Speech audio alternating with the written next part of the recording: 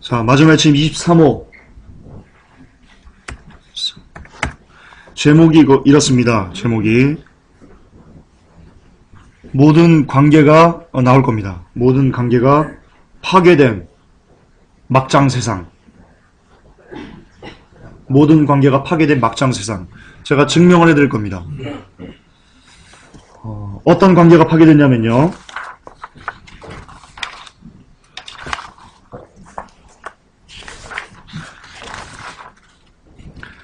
부모와 자녀, 스승과 제자, 이웃과 이웃, 목사와 성도, 할아버지와 손녀, 소중한 남녀의 인연, 여성과 남성의 성정체성, 최소한의 인간됨의 파괴, 아이가 아닌 세상. 이처럼 우리가 인간관계라고 부르는 모든 것들이 완벽하게 파괴된 세상을 제가 오늘 기사를 통해서 실증을 해드릴 겁니다. 그리고 이것이 증명하는 것이 무엇인지, 이렇게 모든 인간관계가 파괴된 세상이 과연 무엇을 뜻하는 건지를 제가 마지막 말미에 결혼할 때 제가 말씀을 좀 드리겠습니다. 먼저 참고로 어제 그 인물 강의 들으신 분, 토요 인물 강의 들으신 분, 손 한번 들어보십시오. 거기 보면 오늘 가서 인물 강의 중에 두 번째 거를 꼭 들으십시오. 국제정세, 지금 북한 장성택 사건이 어떻게 이어지는지에 대해서 제가 나름 분석해서 말씀을 해놨습니다. 꼭 들으시면 여러분이 지금 세계 정세를 이해하는 데 도움이 좀 되실 겁니다. 자, 그 내용은 원래 오늘 하려고 했는데 어제 했기 때문에 제가 그냥 넘어가고요. 시간도 별로 없고요. 바로 좀 지나가겠습니다. 먼저 12월 한 해 11월 10일부터 그리고 12월 10일까지 한 달 동안 있었던 자연에서 있었던 징조들입니다. 먼저 여러분, 이 3년간 일본산 원료로 만든 제품들, 그것을 수입해서 만든 업체들이요. 한국 네슬레, 코스트코리아, 롯데, 한국관광용품센터, 혜태제과, 일화, 동아오스치카, 아오홈, 한국 오르비스, 미스터 도넛, 서울우유, 동원, 오뚜기, 보혜양주, 푸르밀, 동서식품, 일동 후디스. 특히 이 중에 한국 네슬레는요, 이 일본산 원료를요, 1479톤을 수입을 했습니다. 3년 동안 1479톤. 한국 네슬레. 한국 네슬레 유명한 게 뭐죠? 커피죠, 커피. 그쵸, 코코아나 커피 이런 거. 그거는 3년 동안 일본산을 쓴 겁니다. 그러니까 여러분, 한국 네슬레 커피 마셨으면요, 죄송하지만 방사능을 많이 드셨을 겁니다. 미루어 짐작했을 때 그렇습니다. 이처럼 이 대기업들이 대기업 위주로 지금 뭘 재현하고 있냐? 여러분, 설국열차를 재현하고 있다라고 저는 말씀드리고 싶습니다. 여러분, 설국열차에 보면 그들이 양갱을 먹습니다. 영양갱. 그게 단백질로 맛있는 것처럼 이렇게 맛있진 않지만 어쨌든 먹을 만한 걸로 표현이 되는데요. 나중에 보면 그게 바퀴벌레였습니다. 여러분, 그게 이 시대상을 반영한 겁니다. 설국열차는요, 정확히 지금 되어지는 시대상을 반영한 겁니다. 미래의 상황이 아닙니다. 지금 여러분들이 뭘 먹고 있냐? 바퀴벌레를 먹고 있는 겁니다. 따지자면. 그 정도로 먹을 것이 전혀 아닌데, 인간이 먹어서는 안 되는 건데, 그거를 먹고 있는 겁니다. 대기업들을 통해서. 그게 뉴월드 오더의 전략입니다. 인류의 95%를 말살하려고 하는 뉴월드의 전략이 그렇습니다. 우리가 지금 먹는 모든 것들은요, 다 죄송하지만 쓰레기입니다. 쓰레기. 우리가 먹는 게 쓰레기입니다. 아이들 먹는 과자부터 해가지고요, 모두 다 안 좋은 것들입니다. 쓰레기 먹고 있는 겁니다. 그걸 설국열차에서 지금 너무나 단적으로 보여주고 있다. 두 번째입니다. 바다는 그렇게 썩고 있었던 것이다. 제가 제목을 이렇게 붙였는데요. 요미우리 신문이 10일자에서요. 후쿠시마 제1원전에서 오염수 해양 유출의 통로가 된 것으로 보이는 배수로가 추가 발견됐다. 쉽게 이겁니다. 기사 장하게 쓸 필요 없고요. 지금 우리가 어떻게 알고 있습니까? 매일 300톤씩 오염수가 쏟아져 나가는 배수로가 따로 있다라고 우리가 배웠죠. 그런데 최근에 그쪽이 아니고요. 또 다른 곳에서도 오염수가 계속 새고 있었다. 2년 동안 계속 새고 있었다. 그게 발견된 겁니다. 근데 문제는 여기서 새던 그 오염수는 조립식이었습니다. 300톤씩 쏟아나가는. 그래서 사람들이 어떻게 생각했냐면 저게 조립식이고 안 좋으니까 저렇게 유출돼서 300톤씩 쏟아져 나가는 거겠지라고 했습니다. 그런데 최근에 발견된 그 배수로는요.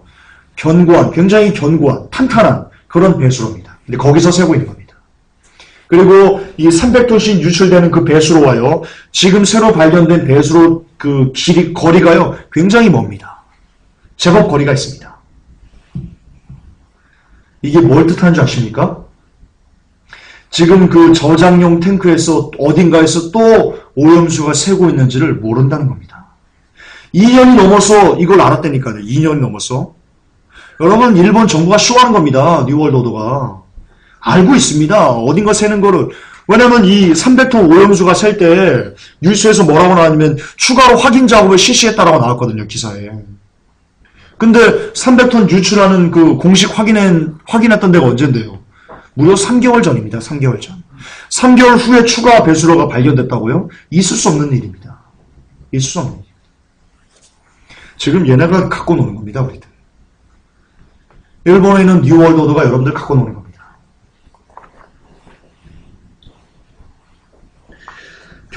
결론적으로 지금 300톤씩 독일의 킬 해양연구소에서 그렇게 발표를 했습니다. 2년 동안 300톤씩 이 오염수가 쏟아져 나갔을 때 6년 안에 태평양이 전부 오염된다. 그런 보고서를, 아주 충격적인 보고서죠. 그런데 그 기간이 단축될 것 같습니다. 태평양의 오염이 다 끝나는 그 기간이 단축될 것 같습니다. 지금 보셨듯이 추가로 또 발견되고 있고요. 그리고 아시겠지만 그 IAEA 그리고 갑자기 생각이 안 나요. 미국이 굉장히 유명한 원자력 규제 센터가 있어요. 거기서 일본을 방문해서 이렇게 얘기를 했습니다. 일본 오염수를 농도를 희석시켜서 바다로 버려야 될 것 같다. 그걸 지지한다. 일본 정부가 곧 일본 오염수를 태평양으로 그대로 방류할 겁니다. 그러면 독일의 킬 해양연구소가 발표한 그 태평양에 오염되는 그 시기가요, 상당히 단축되고요. 몇 년까지 단축될지는 모르겠습니다. 그러나 아시겠지만 6년 안에 태평양이 다 오염되면요, 인류는 멸종합니다. 인류는 멸종합니다. 저는 지금 객관적인 데이터를 근거로 여러분들에게 말씀드린 겁니다. 독일의 킬 해양연구소의 그 내용이 맞다는 가정하에 정말 6년 안에 태평양이 오염된다면 6년 안에 인류는 멸종합니다. 주여.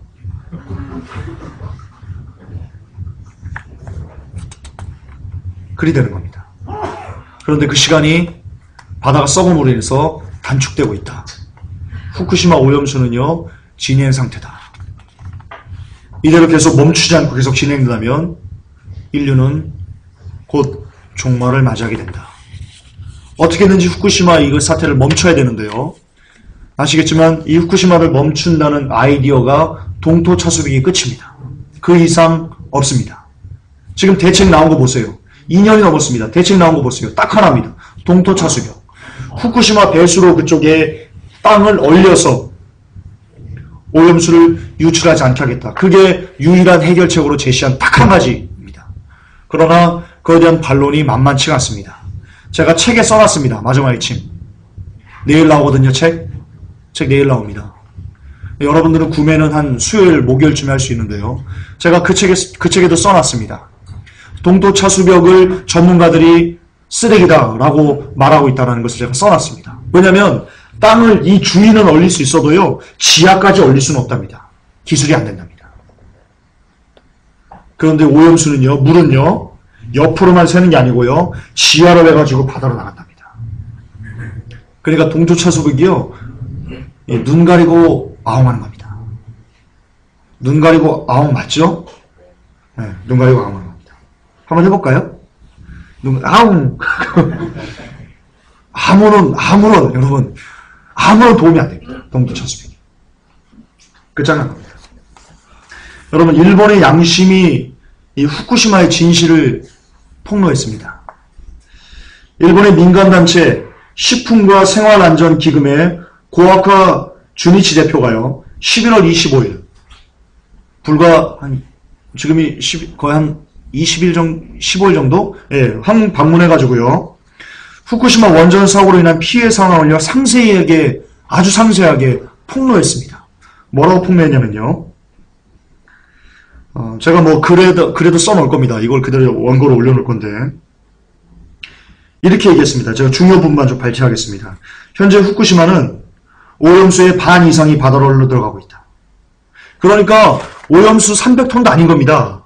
이 사람 주장대로라면요. 오염수의 반이 바다로 흘러가고 있는 겁니다. 300톤이 아니고요. 근데 일본 정부와 원자력 관련 단체, 협회가 모두 거짓말을 하고 있다.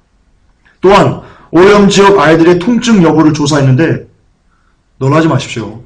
95%의 아이들이 통증을 호소하고 있답니다.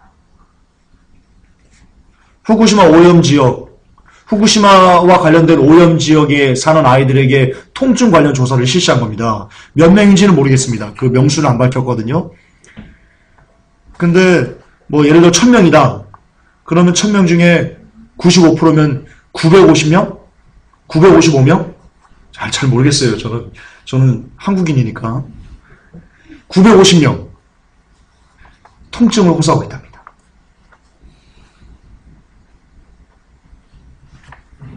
끝장난 겁니다. 그렇죠?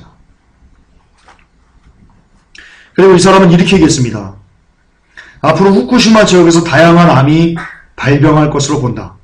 그리고 시차를 두고 도쿄도 그와 같을 것이다. 예.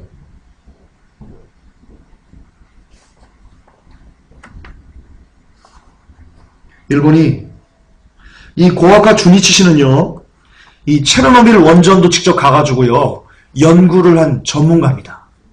그런 사람이 지금 이 후쿠시마 사태의 진실을 얘기한 겁니다. 일본이 망해가고 있습니다. 완전하게 망해가고 있습니다. 네 번째 기사입니다. 동일본 지진, 진도 4 이상의 대지진이 300회를 넘었답니다. 동일본 지진, 뭡니까? 후쿠시마를 사건을 있게 했던 그 쓰나미를 몰고 왔던 2011년 3월 11일 그 지진 얘기하는 겁니다. 9.0짜리 지진.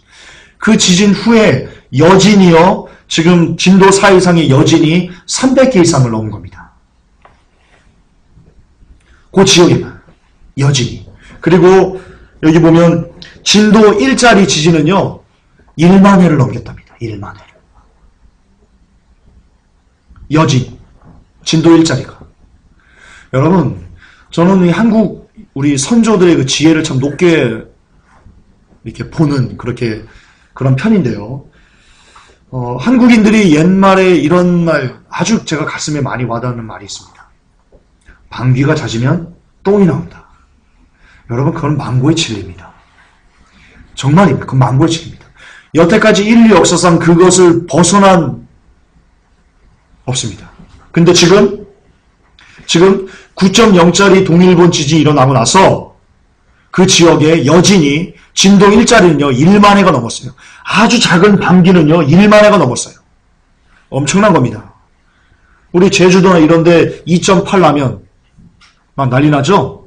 근데 후쿠시마 한 지역, 그 지역에서만 1만 회가 넘었다니까요. 그리고 진도 4짜리 그 여진은요 300회가 넘었고요. 여진이 7에서 8짜리 급도요 8번이나 일어났습니다. 8번이나.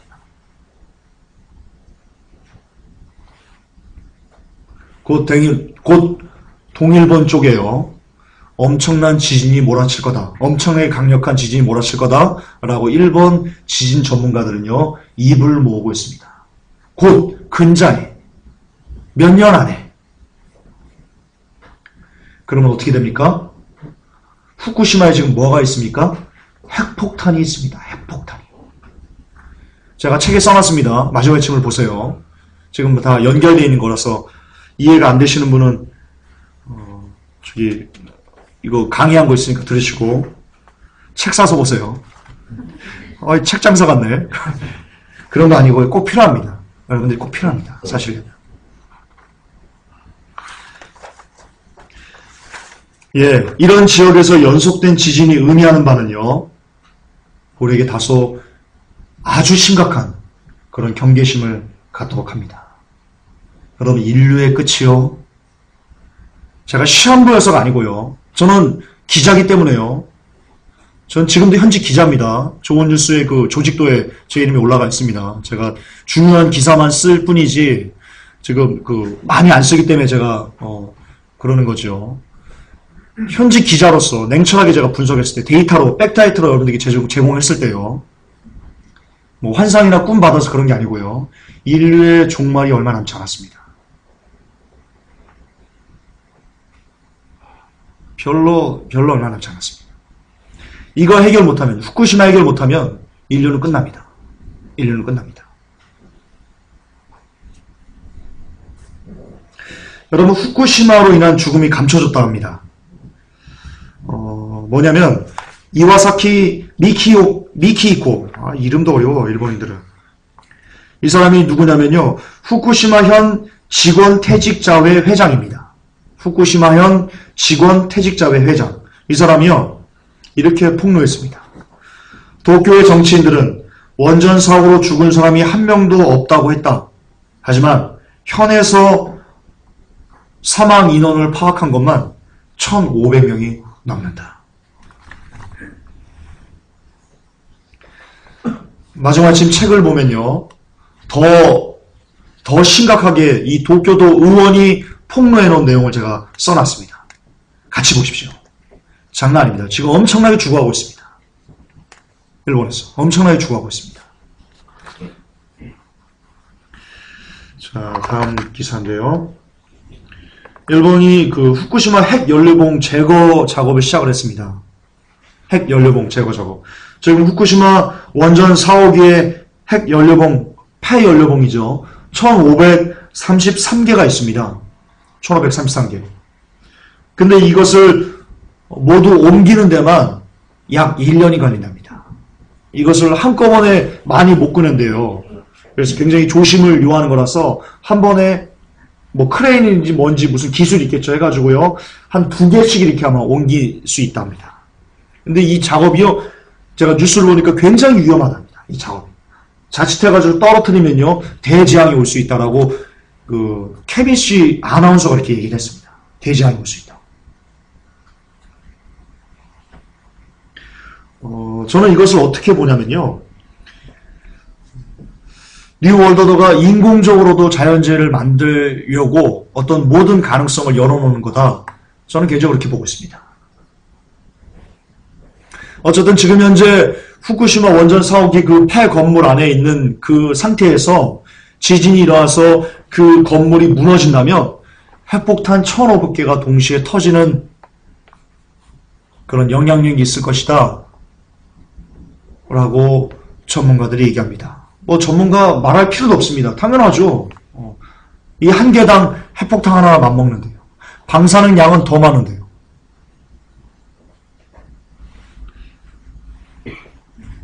따라서 여러분, 우리 아까 여기서 봤던 동일본 대지진, 여진 4 이상의 여진 300회 이상, 이게 뭘 말하는지, 만약 동일본에 또 8 혹은 9 이상의 강력 지진이 일어나면 후쿠시마 원전 4호기에 있는 그 핵 폐연료봉 그게 터지게 된다면 핵폭탄이 1,500개가 동시에 터지는 겁니다. 그 방사능 사거리가요 1,000km랍니다. 1,000km. 아니 3,000km. 아, 뭐라고 써놨지 내가 책에? 3,000 맞지요? 3,000이죠? 3,000km랍니다. 사거리가. 그거 터지면 한국은 그냥 덮어버리는 겁니다. 그걸 유엔 대사 아키오 씨가, 전 일본 유엔 대사인 아키오 씨가 폭로한 내용입니다. 자기 블로그에다가. 장난 아닙니다. 지금 무슨, 왜 제가 여러분들 열심히 예배드리고 정말 미친 듯이 하나님을 찾고 그러라고 하는 건데요. 이유가 있는 겁니다. 저는 백데이터를 근거로 여러분들에게 말씀드리는 겁니다. 여러분, 오염수 유출 사진이 공개가 됐습니다. 이 로봇을 통해서 로봇 카메라를 딱 달아가지고 가서 이렇게 한 건데요. 마치 수도꼭지를 트는 것처럼 오염수가 나오더랍니다. 제가 회복계 사이트에 올려놨는데 혹시 보신 분 있습니까? 그 사진? 못 보셨습니까? 그러니까 여러분들과 제가 그 괴리가 있는 겁니다. 저는 늘 그렇게 뉴스를 통해서 그런 사건들을 시시각각 보면서 그걸 올려놓고 그렇잖아요. 근데 여러분들은 그걸 안 보시거든요. 그러니까 제가 하는 말에 이 괴리가 있는 겁니다. 제가 여러분들에게 주님이 곧 오실 것 같습니다 라고 하는 말과 여러분들이 받아들이는 게 다른 겁니다. 왜냐하면 저는 알고 있는 게 있잖아요. 그리고 쌓아온 누적된 지식이 있잖아요. 그걸 근거로 여러분들이 말씀을 드린 건데 여러분은 안 보는 거예요. 그거를. 그러니까 제가 말하는 것이 조금 허황 되다, 야 너무 지나치다 이렇게 판단하는 겁니다. 여러분들 저와 똑같이 눈높이가 맞다면 제가 올려놓는 그 뉴스들, 경제 붕괴 기사들, 자연의 징조들, 세상에 이런 것들을 여러분들이 같이 눈높이로 매일 본다면요. 제가 말하는 바가 여러분들이 그냥 쏙쏙 받아들일 수 있죠. 그게 안 되는 거예요, 우리가. 기도 말씀도 마찬가지예요. 주님이 성경에 그분께서 원하시는 뜻들을 다 기록해놨어요. 이건 하나님은 다 아시잖아요. 그분이 쓰신 거니까 하나님께서 직접 감동으로. 그런데 사람이 이거를 성경을 안 읽으니까요. 하나님께서 하시는 말과 괴리가 있는 거예요. 하나님께서. 똑같은 거예요. 똑같은 거예요. 하나님은 이만큼 알고 계시는 거예요. 이만큼을 알고 계시는데 그거를 알려줬어요. 성경을 통해서. 근데 여러분들이 성경을 안 읽으면요. 하나님과의 눈높이가 안 맞는 거예요. 그럼 하나님께서 아무리 뭐라고 말씀을 해도요. 못 알아듣는 거예요. 그걸. 성경을 못 깨닫는 거예요. 아무리. 왜 안 읽으니까. 눈높이가 안 맞으니까. 똑같은 거예요. 똑같은 거. 제가 매일 6시간씩 7시간씩 컴퓨터에 앉아서 제가 왜 그러겠어요? 왜 그렇게 미친 짓을 하겠어요? 저 엉덩이에 종기를 달고 살아요. 치즈를 달고 산다고요. 여기서 앉아있어요. 10시간 이상 앉아있으니까요. 몇 년 동안 이렇게 살았으니까. 그래서 뽑아서 분석해서 올려놓은 건데 여러분이 안 보잖아요. 여러분 TV 보잖아요. 그러니까 저랑 여러분이 안 통하는 거예요. 안 통하는 거예요. 불통하는 거예요. 너무 안타까워요. 안타까워요. 여러분 책임이에요. 여러분 책임이에요. 이 수도꼭지 튼 듯 그거 보면요. 소름이 끼쳐요. 소름이. 그 사진 보면. 오염수가 지금 칼칼칼 쏟아지고 있다니까. 칼칼칼. 칼칼칼 어디서 나왔었는데. TV 무슨 광고에서. 칼칼칼? 안드로이드. 칼칼칼. 예. 네. 그런 식으로 엄청나게 쏟아지고 있어요. 그게 지금도 바다로 지금 흐르고 있는 거예요. 지금도 바다로. 뭐와 같냐? 바다에다가요. 수도꼭지를 연결해가지고 그 바다 위에다가 이거 딱 틀었어요. 바다로 계속 오염수가 계속 이렇게 쏟아지는 거예요. 지금 그런 시대라고. 엄청난 겁니다. 왜 제가 인류가 끝날 거라고 얘기하는지 여러분 이해를 하셔야 됩니다. 제 마음을 이해하셔야 됩니다.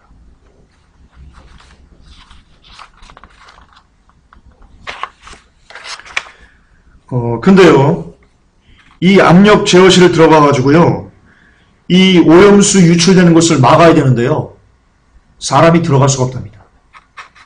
로봇으로 쟀더니요, 방사선 양이 시간당 0.9에서 1.8 10워트로 나타났답니다.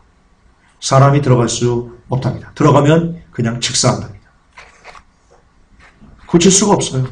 그냥 내비둬야 돼요. 기술력이 없어요. 아직 로봇이 그것을 막 용접하나요? 잘 안 붙네. 로봇이 그러나요? 그런 기술 없어요. 인류는 그런 기술이 없어요. 또 하나가 있습니다. 위성 추락, 그 유럽에 쏘아 올린 위성이요. 그게 수명이 있습니다. 위성이. 계속되는 게 아닙니다. 그 기간이 닿으면 지구로 떨어집니다. 중력에 의해서. 근데요, 이 굉장히 거대한 이 위성이, 이 큰 위성, 대형 위성인데요. 이게 떨어지면 한 나라의 도시를 박살낼 수 있는 그런 강력한 파괴력을 가진 그 위성이요. 최근에 떨어졌는데 한반도를 통과해서 떨어졌답니다. 아주 긴박한 한반도에 대재앙이 올 수 있을 것 같다는 그런 긴박한 순간이 연출됐었다라고 기사에 있었습니다.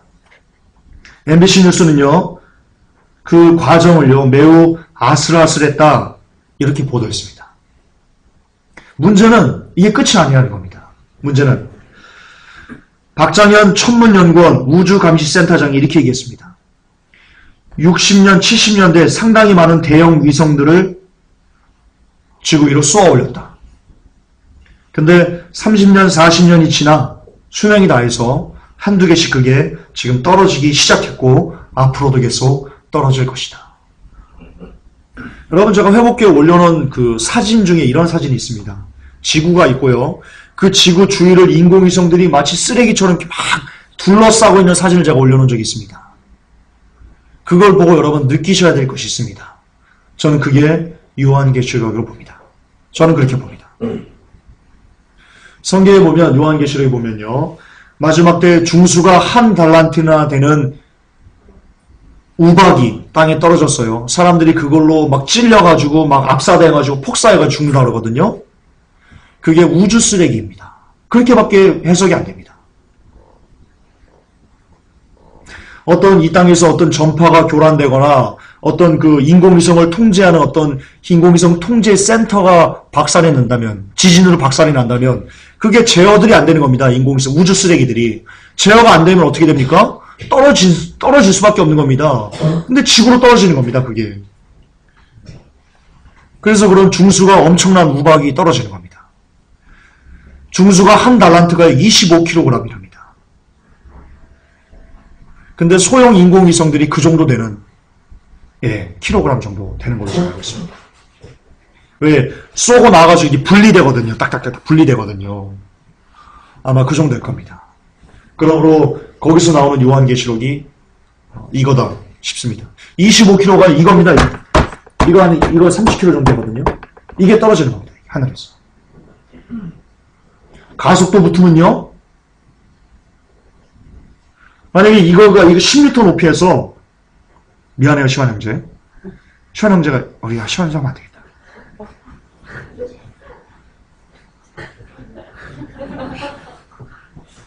시진 형제. 자, 시진 형제가 여기 있어요. 근데 이게요, 10m 높이에서 제가 이렇게 들다가요, 저랑 시환 형제랑 같이 들다가, 떨어뜨렸어요, 옥상에서. 근데 시진 형제가 요 앞에 있었어요. 10m 높이에서 이게 떨어지면 어떻게 될 것 같아요? 그 사람 어떻게 될 것 같아요? 그냥 오징어 되는 겁니다. 10m도 이래요. 10m도. 그런데 지구 위에서 수천 킬로 어떻게 돼요? 나는 한국인이라 잘 모르겠네 그런 걸. 수천 킬로인가? 그렇게는 안 되나? 하늘까지 한 1000킬로는 되겠죠? 그죠? 1000킬로는 안 되나? 그렇게 안 돼요? 한 2km 위에서 이게 떨어진다고 보세요. 그 가속도를 계산해 보세요. 힘은 질량 곱하기 속도, 주여. 나는 한국인 내가 왜 그러고 있지? 그러면요, 그 사람은요, 흔적이 안 남는 거예요, 나중에. 인공위성이 떨어진다. 그걸 맞는다. 흔적이 안 남는 거예요, 사람이. 그런데 지금 우주 쓰레기들이 줄줄이 대기하고 있고 그것들이 수명이 다해서 이 땅에 떨어질 것이다 라고 이 박장현 천문연구원이 얘기했다는 것은 뭘 뜻하는 겁니까? 이제 곧 요한계시록 시대가 열릴 것이라는 것을 얘기한다는 겁니다. 그렇다면 종말이 얼마나 가까운 줄 너무나 임박했다는 것을 느낄 수 있겠죠. 느끼셔야 됩니다. 엄청나게 가깝습니다. 정말 저는 환상 못 봅니다. 꿈 못 봅니다. 꿈 해석도 못 합니다. 저한테 꿈 해석해달라고 하지 마십시오. 그냥 다 개꿈으로 해석해드립니다, 제가. 그러나 저는 데이터로 얘기합니다. 저는 반드시 데이터로 얘기합니다. 그런데 데이터로 얘기했을 때 너무나 종말이 가깝습니다. 너무나 가깝습니다.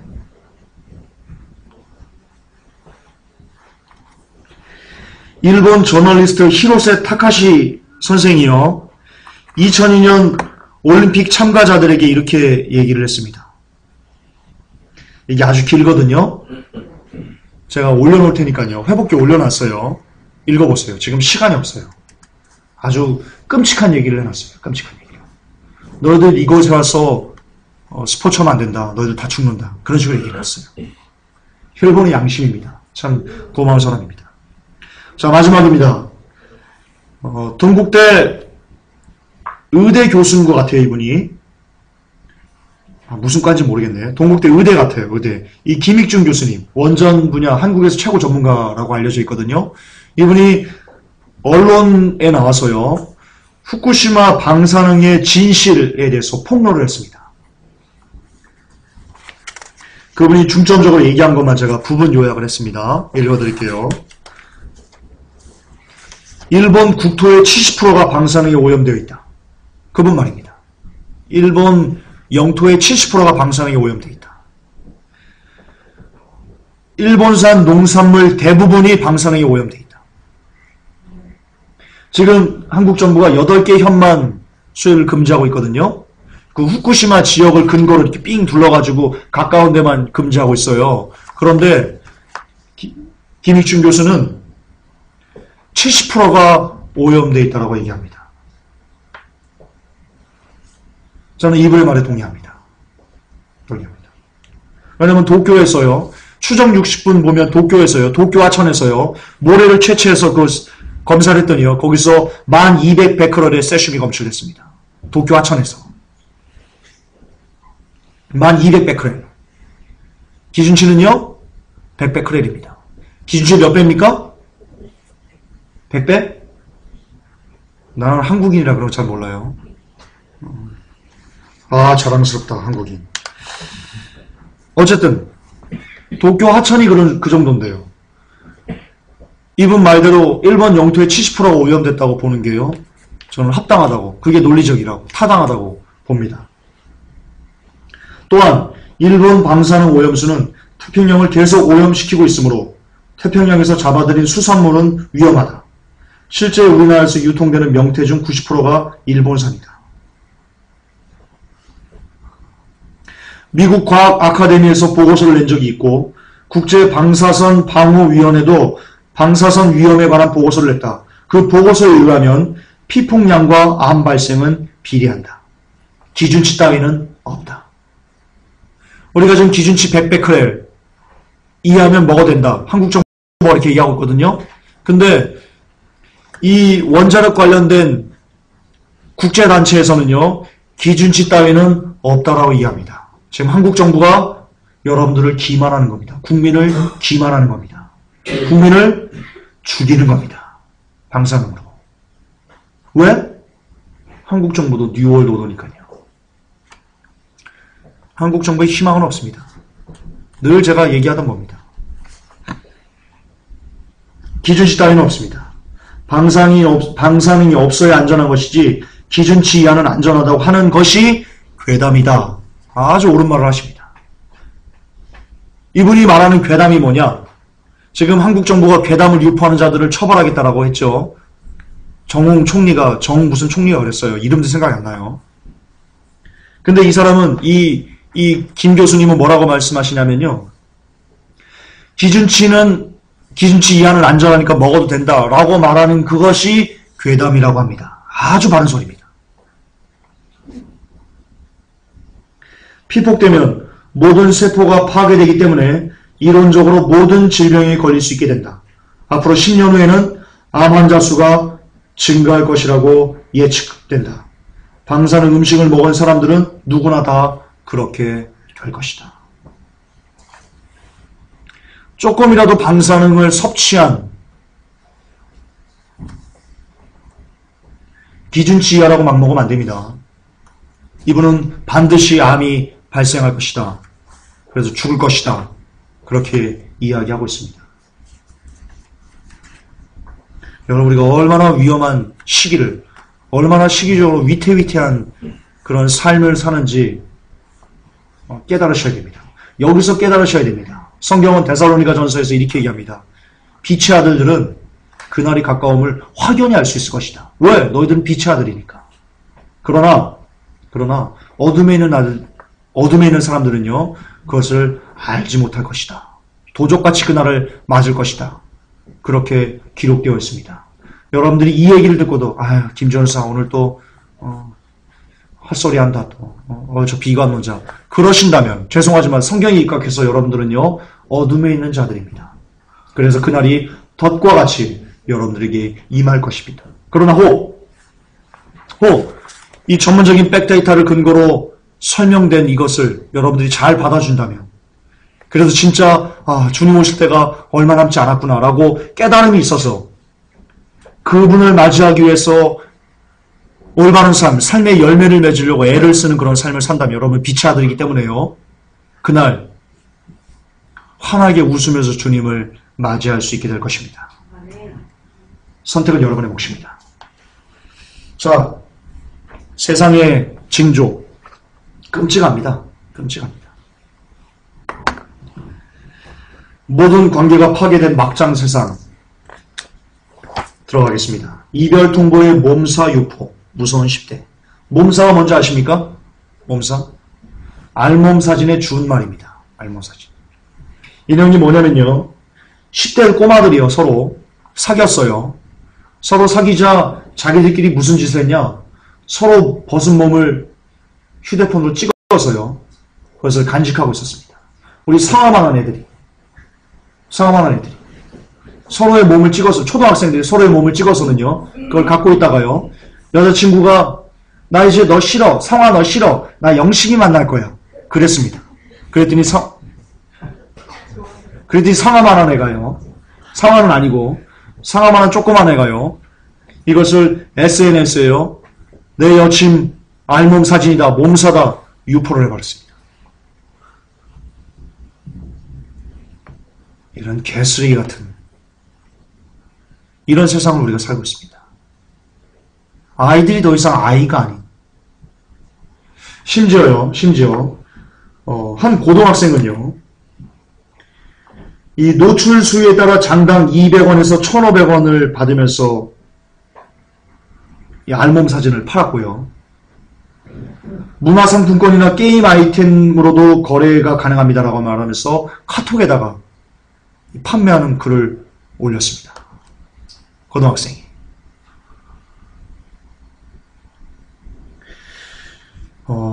여러분, 제가 토요일날도 인물 강의할 때 말씀드렸지만요, 성적으로 타락한 그 민족은요, 하나님이 반드시 멸망시킵니다.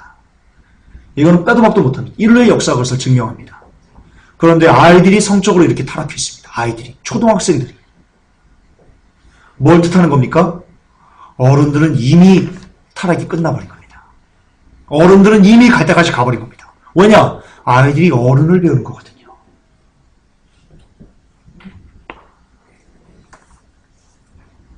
아이들의 관계성이 파괴된 시대입니다. 아이들이 순수한 정체성이 파괴된 세상. 우리는 이런 세상을 전문용어로요, 막장이다,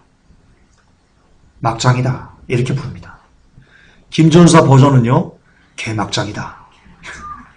제 버전입니다. 제 버전. 저는 막장이라고 부르고 싶지가 않습니다. 이거는 막장이 도를 넘어 막장 지말입니다. 개막장입니다. 주여, 오토바이를 안 사준다고요, 자고 있는 부모를 칼로 찔러버렸습니다.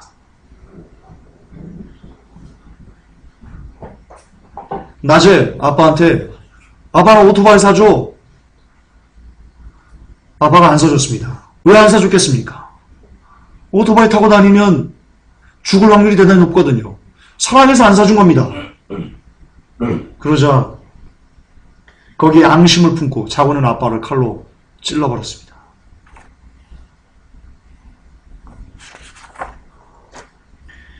역시 막장이라 부르기 전혀 손색이 없는, 아니 막장이라고 말하는 것이 약해 보이는 그런 세상입니다. 고교 교사와 학생이 수업 중에 서로 난타전을 벌였습니다. 참 미치겠습니다. 어떻게 된 사건이냐면요, 이 C군이 잘못을 해가지고요, 이 B교사가 밖에 나가서 벌써 그랬습니다. 이 C군이 밖에 나가서 벌은 안 쓰고 장난치길래 B교사가 나가서요 훈계했습니다. 너 이 자식 벌 쓰라고 했더니 뭐 하는 짓이야? 그랬더니 C군이 대들었습니다. 그러자 교사가 한 대를 때렸겠죠. 앙심을 품고 같이 때렸습니다.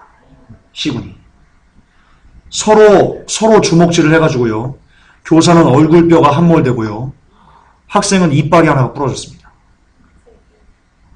어디서 일어났냐? 고양시에서 일어났습니다. 여기 어디 학교에서, 어딘지 모르겠어요. 어느 고등학교에서 일어났습니다.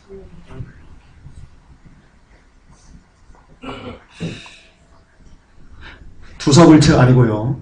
군사불체. 스승과 부모는 하나다. 우리의 가치관이었습니다. 그리고 스승의 그림자도 밟지 않는다. 근데 지금은요. 스승이 우스워서요. 스승이 자기를 뭐라고 하면 경찰에 신고하고요. 나 때리려고 해? 지금 112 신고. 이러고요. 그 뉴스에 나왔었습니다. 동영상에. 교사가 잘못해가지고 이놈 몽둥이를 딱 들라오니까요. 여자 선생이었어요. 이네들이, 이 중학생, 남자 중학생들이, 때리려고 그래? 112 선생님 신고하는 거야? 지금 찍는 거야? 막, 그러고 있는 영상. 그리고 심지어 여자 교사를 성추행하는 중학생들이 있고요. 가면서, 이것도 뉴스에 나왔던 겁니다. 엉덩이를 만지고, 토실토실한데? 이런 미친. 아이들이. 웃을 일이 아니에요, 여러분. 아이들이 교사를, 스승을, 미친놈들이, 이게 여러분 사는 세상이라니까요? 웃을 일이 아니라니까요, 이게? 스승과 학생의 관계가 파괴된 이 개막장 같은 세상이라니까요, 지금이?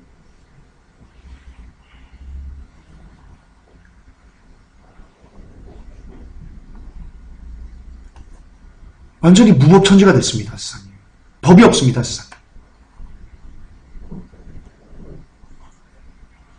이런데도 주님이 안 오실 거라고요. 이런데도 이 세상이 천년만년 더 계속될 거라고요. 정말.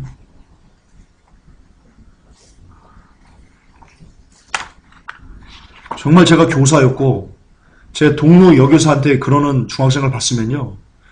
그 자식은 저한테 반 죽었습니다. 내가 교사의 옷을 벗더라도 내 그 자식만큼은 아주 반 죽여놨을 겁니다. 있을 수 없는.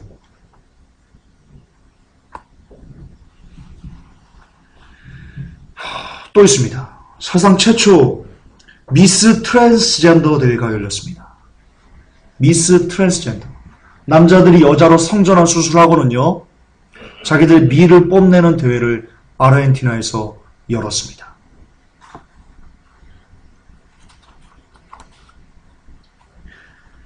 남자가 스스로의 정체성을 버리고 하나님의 법칙을 버리고 여자가 된 남자들이 미를 뽐내다니 그리고 그것을 즐기는 세상이라니 이 사회는 어디까지 하나님의 창조 법칙들을 파괴해야 마음이 풀리려는 걸까요?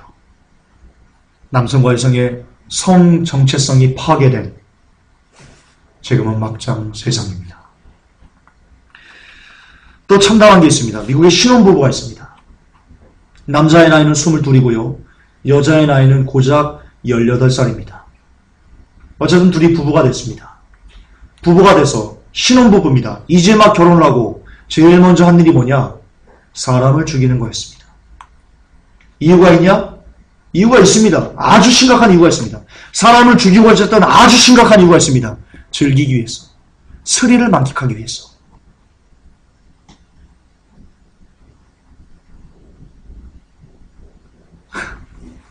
스릴을 만끽하기 위해서 사람을 죽이는 온라인에 광고를 냈습니다. 어디까지 가는데 어디까지 가실 분 오세요. 도와드리겠습니다. 그 광고를 보고 어떤 남성이 그 도움을 얻으려고 찾아갔습니다. 차에 태우고는요, 남자는 뒤에서 그 사람의 목을 끌어안고 여자는 그 사람의 배를 찔러서 죽였습니다. 경찰 조사 결과 이렇게 얘기했습니다. 스릴을 만끽하기 위해서. 재미삼아.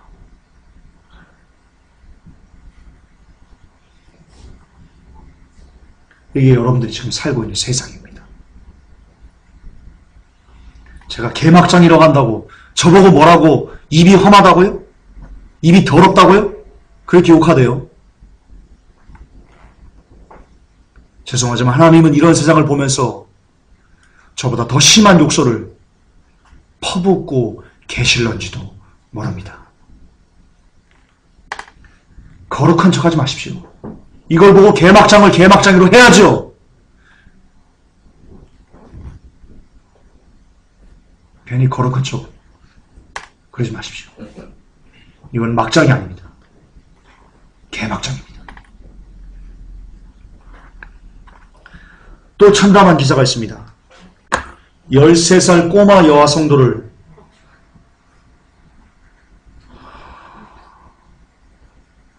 목사가 농락을 했습니다.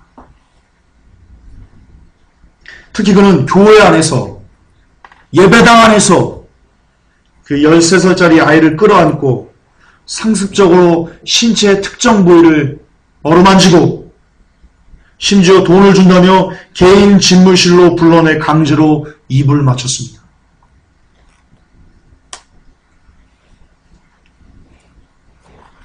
결국 이 정 목사는 실형을 선고받았는데요.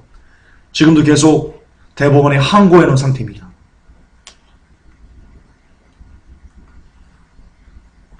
목사는 성도를 예수님에게 중매하는 중매쟁이입니다. 그렇죠.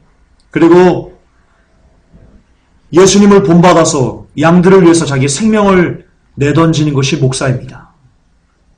그런데 이 사람은 목사라고 하면서 자기의 성욕을 위해서 성도를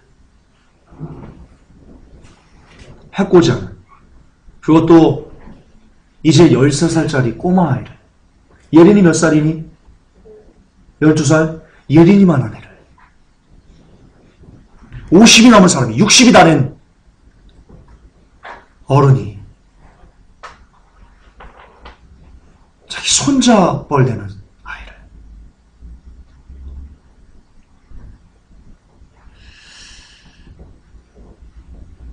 이처럼 목사와 성도 관계가 파괴된 지금은 막장 사회입니다.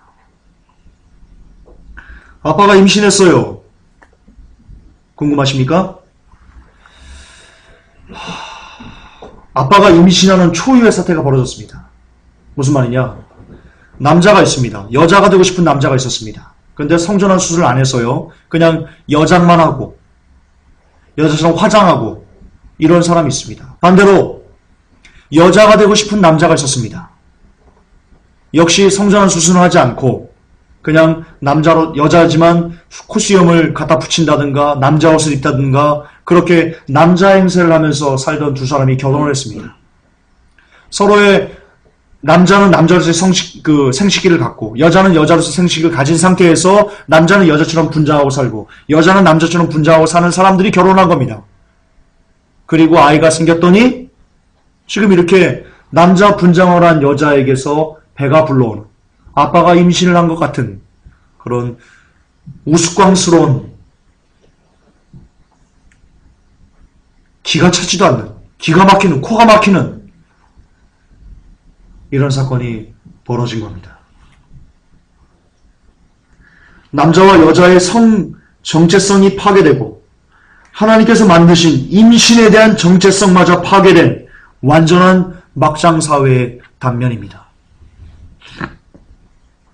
아빠를 기다리던 4살 여아를 성폭행한 이웃집 할아버지가 검거됐습니다.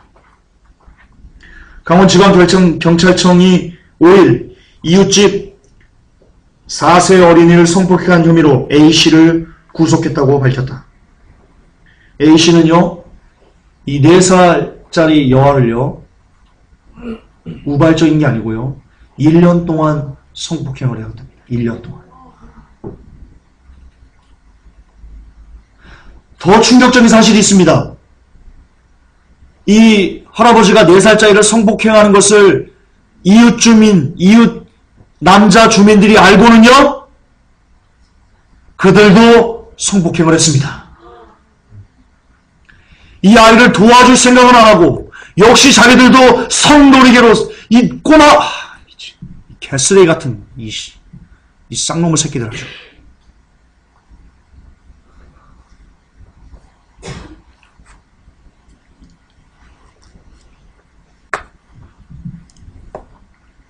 현재 아고라에서 그들의 만행에 대한 규탄 서명이 한창입니다. 서명하고 싶은 분들은 아고라 이거 찾아서요, 서명하시면 됩니다. 정말 너무나 심각한 쓰레기 중에 쓰레기 같은 일입니다. 너무나 마음이 아팠고요. 제가 마음이 아팠던 만큼 하나님께서는 얼마나 더 아프셨을까. 그 4살짜리 아이가 얼마나 공포스러웠을까. 얼마나 공포스러웠을까. 이런 세상입니다, 우리가. 그런데 주님이 안 오신다고요? 그런데 희망이 있다고요? 그런데 김준수아 너 비관주의자라고 얘기한다고요? 뭘 보고 희망을 가질 건데요?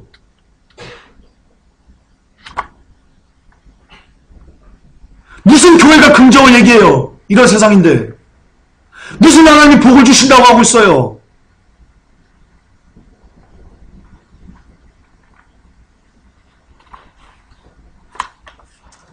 할아버지와 손녀의 관계가 파괴된 세상, 이웃이 더는 이웃이 아닌 서로가 죽고 죽이는 사회가 된 막장 세상, 주님이 오실 수밖에 없는 지금은 마지막 시대입니다.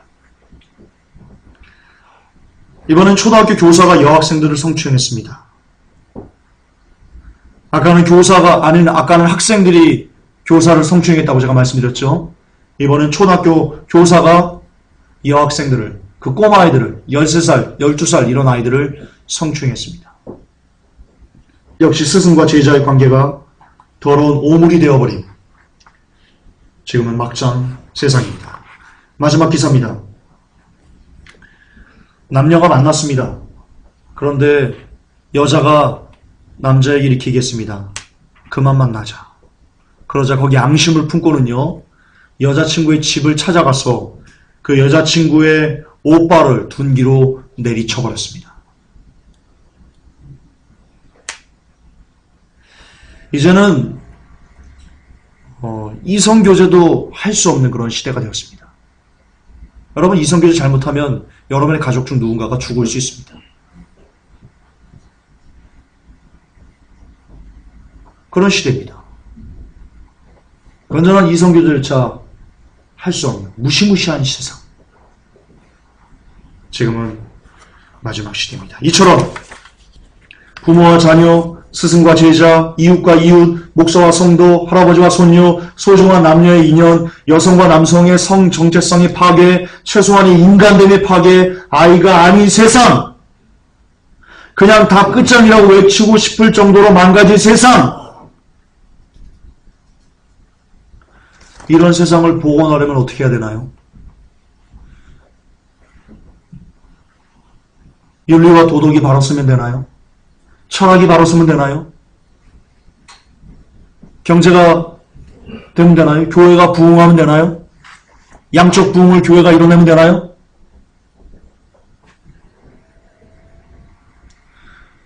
더 이상 이렇게 망가질 수 있을, 많은 사람들이 제게 이럽니다. 제게 메일로 따져 묻는 사람들 중에 이런 게 있습니다. 김전사, 네가 팩트로 얘기하는 건 알겠다. 근데 과거에도 그런 일이 있었어.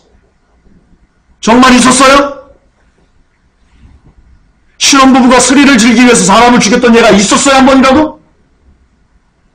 왜 뻥치세요? 왜 거짓말하세요?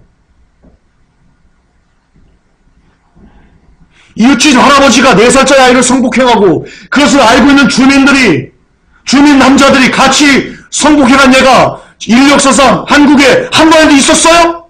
왜 거짓말하세요? 한 번도 없었던 일이에요. 전무후무한 일이에요. 역사 없던 일이에요. 왜 뻥치시는 거예요? 왜 과거에도 이런 일이 있었다. 종말의 징조 아니니까. 너무 이렇게 종말 하지 말아라고 왜 거짓말하는 거예요? 없었어 이런 일. 처음이에요. 왜? 지금은 마지막 시대니까요.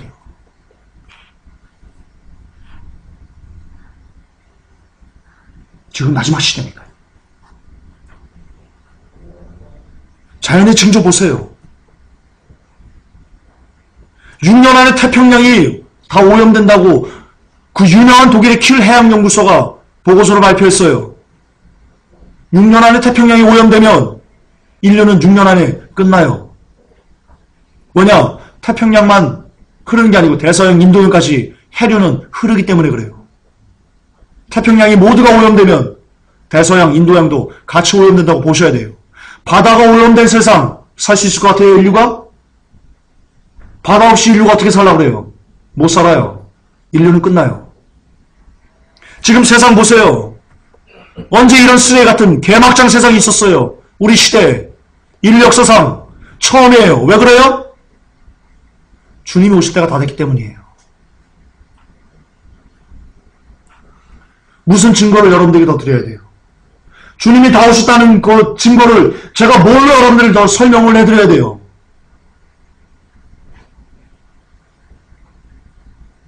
이따 오후에 경제의 징조까지 들어보세요. 내년에 한국 경제가 끝날 것 같아요. 제가 증거를 오늘 말씀드릴 거예요. 뺐다 있다로 증거를 제시할 거예요. 내년이 끝날 것 같아요. 한국 경제가 끝나면 어떻게 될 것 같은데요? 여러분 어떻게 되는데요? 우리 다 거지 되는 거예요. 유학을 준비하는 분이 계세요? 유학 못 가요. 대학교 가려고 준비하는 분 있으세요? 대학교 못 가요. 등록금이 어디 있어요? 거지 되는데 여러분 부모님이. 삼성전자 취직하려고 하는 분이 계세요? 취직 못해요. 그때는 삼성전자 무너질 수 있어요. 이건희 씨나 근근히 살아갈 수 있을 거예요. 지금 장난이 아니에요. 비상사태예요. 들을 끼는 자는 들으세요. 자연도, 경제도, 세상도 어쩜 이렇게 한꺼번에 동시에 망가질 수 있을까 싶을 정도로 이 사회는 더 이상 회복될 수가 없어요. 그 어떤 것으로도 회복될 수가 없어요. 그러므로 이 망가진 세상을 회복할 수 있는 유일한 희망은 오직 예수 그리스도의 재림뿐이에요. 그분이 오셔서 회복하셔야 돼요. 그분의 힘으로 그분이 만드신 만물을 새롭게 하셔야만 해요. 우리는 그것을 기다리는 것밖에는 희망이 없어요. 소망 없어요. 금 희망 아니에요. 원자재 희망 아니에요. 어떤 것도 희망 아니에요. 어떤 것도 소망 아니에요. 오직 예수 그리스도의 재림만이 우리의 희망이에요. 진짜예요. 제가 팩트를 근거로 여러분에게 말씀드리는 거예요. 밖에 사람들이 크리스마스 캐롤을 불러요. 기쁘다 구주 오셨네. 만백성 맞으라. 아이들이, 젊은이들이, 노인들이, 온 백성들이 기쁘다 구주 오셨네. 믿지 않은 사람들도 흥얼흥얼 크리스마스 캐롤을 부르고 있어요. 정말 주님이 오신 것을 기뻐서 노래하는 거예요? 기쁘다 구주 오셨네가 정말 주님이 오신 것 때문에 기뻐한다면 주님이 다시 오신다는데 왜 그걸 시한부 종말론이라고 매도하는 거예요? 그렇지 않아요? 아니면 슬픈다 구주 오셨네 그렇게 하든가. 여러분 진심을 토해내든가. 주님 오시는 게 싫잖아요 여러분들. 주님이 오신다는 재림의 소리를 듣는 게 싫잖아요. 왜? 세상에 모은 거를 더 많은 것을 즐겨야 되니까. 더 많은 것을 누려야 되니까. 돈을 쓰고 쾌락을 느끼고 그래야 되니까. 주님 오신 그런 모든 것을 스톱해야 되니까. 그렇다면 기쁘다 구주 오셨네 라고 노래하면 안 되죠. 슬프다 구주 오셨네 그래야죠. 아니에요? 근데 기쁘다 구주 오셨네 말은 그럴싸하게 하잖아요. 그런데 기쁘다 구주 오셨네라고 부르는 교회들에 가서 이제 주님이 재림하실 것입니다. 주님이 오실 겁니다 라고 말하면 이단들아! 라고 말하는 이들!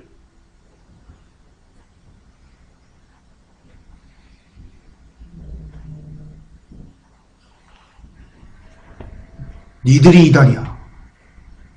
니들이 이단이야. 잘 알아도.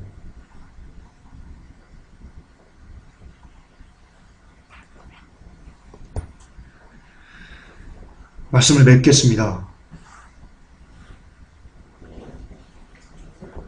참 통곡이 나옵니다. 어제 이 마지막 아침 설교를 준비하면서 기사를 쓰면서 정말 제 안에서 통곡이 나오더이다. 이렇게까지 세상이 망가졌었나? 저는 이거를 추려낸 겁니다. 이 기사를요, 이걸 만들기 위해서요, 이와 유사한 기사들을 수백 개를 제가 보고 그 중에 추려낸 겁니다. 여러분이 이거 아는 것보다 더 많은 것, 더 많은 이와 유사한 것들을 저는 계속 보온 겁니다. 왜 제가 소리치는지 여러분은 모르십니다. 그냥 김준사 혈기 있어가지고 소리 빽빽 지르네. 그렇게만 알고 계시지요. 정말 왜 제가 소리를 칠 수밖에 없는지에 대해서는 여러분들 이해하려고 하지 않습니다.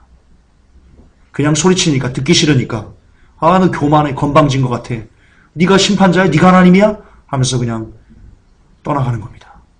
그러나 여러분도 저만큼 뉴스를 매일 본다면 6, 7시간씩 매일 이것을 2년이 넘게 보아오신다면 왜 제 안에 울분이 있는지, 왜 써가는 세상을 향해서 희망이 없다고 외칠 수밖에 없는지를 여러분들도 어느 정도는 이해하실 수 있게 될 것입니다. 다시 마무리하겠습니다. 보셨듯이 이제 희망은 없습니다. 아무런 희망이 세상에는 없습니다. 더 이상 교회도 자정작용을 잃어버렸고요. 그 어떤 것도 우리가 살 수 있는 여망이 없습니다. 이제 죽을 날을 우리는 받아놓았습니다. 진짜입니다. 그렇기 때문에 여러분들에게 당부합니다. 미친 듯이 기도 말씀하시고요. 내일부터 시작되는 새벽 예배에 적극적으로 참여하셔서 매일을 하나님과 함께, 매일을 기도로, 매일을 말씀으로 그렇게 주님 오신 날까지 끊임없이 기도와 말씀을 생활하는 여러분 되시길 바랍니다. 왜냐? 그것만이 여러분이 살 수 있는 유일한 희망이기 때문입니다. 하나님, 마지막에 23호에서 세상이 어떻게 이렇게까지 망가졌는지에 대한 증거들을 우리가 보았습니다. 참으로 눈물 날 수밖에 없는 세상을 우리가 보면서 그동안 이런 세상이 될 때까지 기도하지 못한 우리의 죄를 회개하며 크리스찬이 크리스찬답게 살지 못했기에 나타난 이런 모든 현상들을 하나님 앞에 죄송한 마음으로 고백할 수밖에 없습니다. 그러나 이제 우리가 무엇을 어떻게 바꿀 수가 있겠습니까? 우리가 바꿀 수 있는 한계를 이미 넘어서 버렸기에, 그렇게 세상이 완전하게 망가졌기에 이제 우리는 오직 하나, 예수님의 재림만을 고대합니다. 그날만을 사모합니다. 그날을 사모하는 사람들에게 합당한 삶의 열매인 기도와 말씀을 늘 끊이지 않고 우리가 해나가면서 다시 오실 예수님을 맞이할 준비할 수 있는 복된 영혼들 되게 하여 주옵소서. 예수님의 이름으로 기도합나이다. 아멘.